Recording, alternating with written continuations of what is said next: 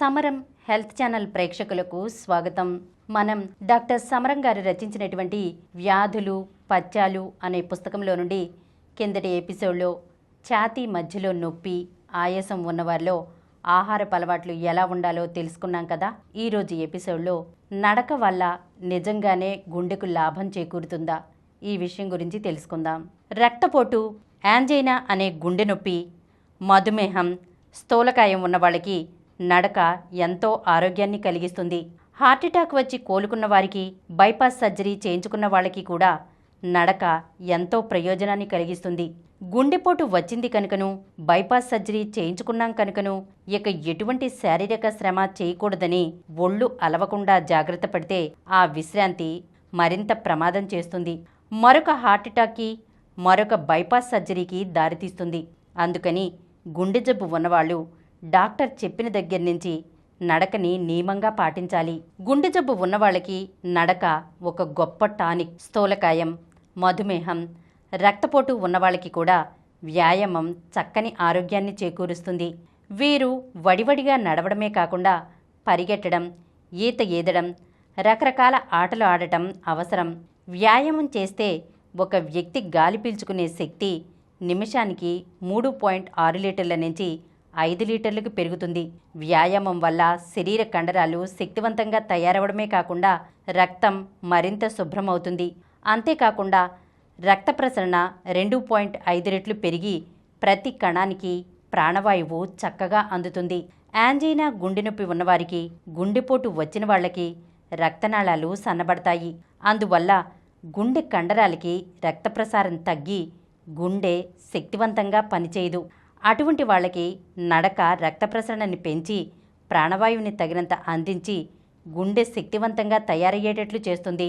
Walking, jogging, swimming, ఇతర క్రీడల వల్ల ప్రాణవాయువు అధికంగా అందడమే కాకుండా కొవ్వు బాగా తరుగుతుంది.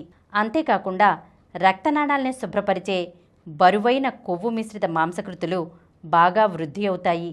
దాంతో రక్తనాళాలు శుభ్రపడతాయి, ఆరోగ్యంగా ఉంటాయి, రక్త ప్రసారాన్ని సమృద్ధిగా చేస్తాయి. రక్తనాళాలకి కూడా పల్చని కండరాలు ఉంటాయి. వాకింగ్, జాగింగ్ వల్ల కండరాల సంకోచ వ్యాకోచ శక్తి మెరుగవుతుంది. గుండె శక్తి కూడా మరింత పెరుగుతుంది. రక్త ప్రసరణ సవ్యంగా ఉంటుంది. దానివల్ల రక్తపోటు కూడా తగ్గుతుంది. వాకింగ్, జాగింగ్, ఇతర వ్యాయామం వల్ల కండరాల్లో ఉండే ఫాస్టోజెన్ అనే పదార్థం విడిపోయి శక్తిగా ఖర్చు అవుతుంది. ఫాస్టోజెన్ విడుదలతో పాటు గ్లూకోజ్ లాక్టిక్ యాసిడ్గా మారుతూ ఇంధనాన్ని ఖర్చు చేస్తుంది. ఈ రకంగా శరీరంలోని వివిధ కణాలు ఎంత ఎక్కువ ప్రాణవాయువుని ఖర్చు చేస్తాయో ఆరోగ్యం అంతగా బాగుంటుంది.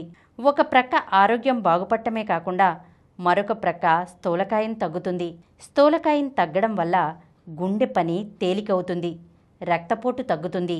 వాకింగ్, జాగింగ్ వల్ల ఇన్సులిన్ విడుదల కూడా ఎక్కువై మధుమేహం తగ్గుతుంది. పైగా వ్యాయామం వల్ల కణాలలోకి ఇన్సులిన్ తేలికగా వెళ్ళి మధుమేహం తగ్గుతుంది.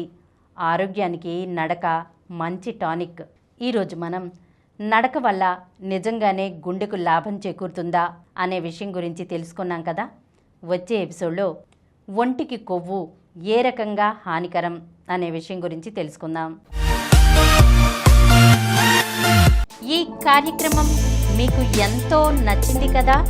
ఇటువంటి మరిన్ని వీడియోల కోసం అనతి కాలంలోనే 20 కోట్లకు పైగా వ్యూస్ సాధించిన సమరం ఛానల్ సమర్పించు సమరం హెల్త్ ఛానల్కు సబ్స్క్రైబ్ చేయండి, లైక్ చేయండి, మీ ఫ్రెండ్స్కి షేర్ చేయండి.